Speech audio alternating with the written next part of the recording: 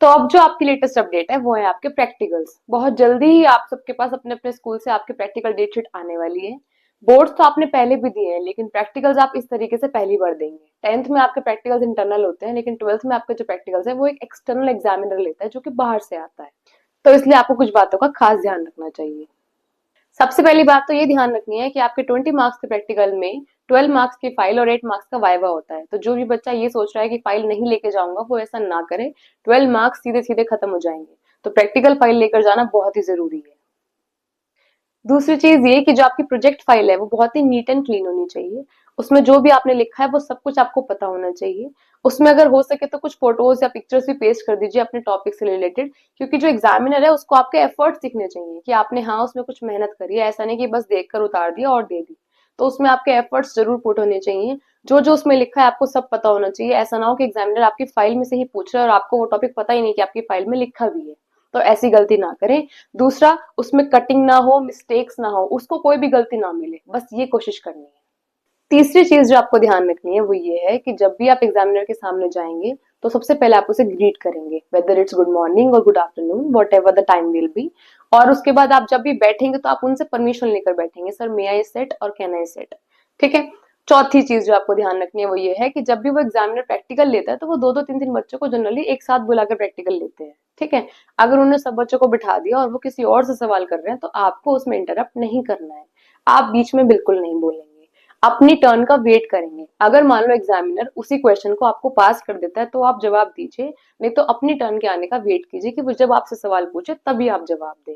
और जितना आपको आता है उतना ही जवाब दें। ना तो हमें एक्स्ट्रा बोलना है, ना हमें बीच में बोलना है किसी के। ठीक है। और अगर आपसे जो उसने क्वेश्चन पूछा है उसका जवाब सोचने के लिए 2 मिनट चाहिए तो आप बोल दीजिए, sir can I take 2 minutes for it. अगर आपको सवाल समझ में नहीं भी आया तो आप दोबारा के लिए भी बोल सकते हैं, sir can you please repeat. और अगर आपको सवाल का जवाब नहीं भी आता तो आप बोल सकते हैं कि sir I don't know the answer, can you please ask me the another question. कई बार ऐसा होता है कि मान लो उसने दो तीन सवाल पूछे और आपको एक भी सवाल का जवाब नहीं आया, तो वो सामने से खुद ही पूछ लेता है कि बेटा आपने कोई टॉपिक प्रिपेयर किया है या कोई और चैप्टर आपको आता हो। तो इस कंडीशन के लिए आप एक टॉपिक अच्छे से प्रिपेयर करके जाएंगे, ताकि अगर वो सामने से पूछता है ना कि आपको कोई चीज अच्छे से आती है क्या या आपने क्या याद किया है, तो आपको एक पर्टिकुलर टॉपिक या एक पर्टिकुलर चैप्टर आना चाहिए। ताकि अगर वो ऐसा कुछ पूछता है तो आपके पास एक पर्टिकुलर टॉपिक होना चाहिए जो आप एकदम से बता सकें। ठीक है। लास्ट चीज जो आपको ध्यान रखनी है वो ये कि अगर आपको आंसर आता है तो आपको टू द पॉइंट देना है, एक्स्ट्रा नहीं बोलना है। जो बच्चे अटक अटक के बोलते हैं वो इंप्रेशन खराब होता है उससे।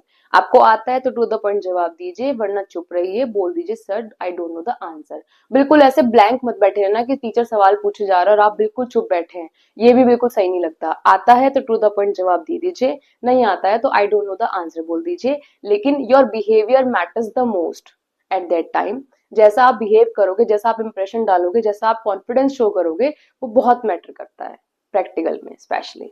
ये सारी बातें आपको ध्यान रखनी है। लेकिन एक और बात जो आपको याद रखनी है वो ये कि ये वन टेक शो है। आप एक बार एग्जामिनर के पास जाओगे, 2-3 मिनट का आपका इंटरेक्शन होगा, बस वही टाइम आपके पास होता है जिसमें आप अपने एफर्ट्स पुट कर सकते हो, अपना बेस्ट दे सकते हो।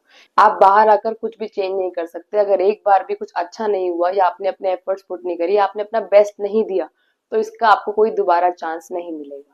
तो जितना अच्छा दोगे उतना बढ़िया रहेगा।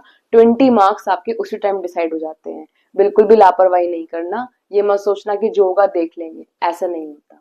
ये सिर्फ वन टेक है, अपना बेस्ट परफॉर्म करना। इसलिए इन सारी बातों को बार बार रिवाइज करते रहना जब तक आपके प्रैक्टिकल चल रहे हैं। सारी बातें अच्छे से फॉलो करना। जिस दिन भी प्रैक्टिकल होगा उससे एक दिन पहले ये वीडियो दोबारा देख के जाना ताकि सब कुछ रिकॉल हो जाए। All the best.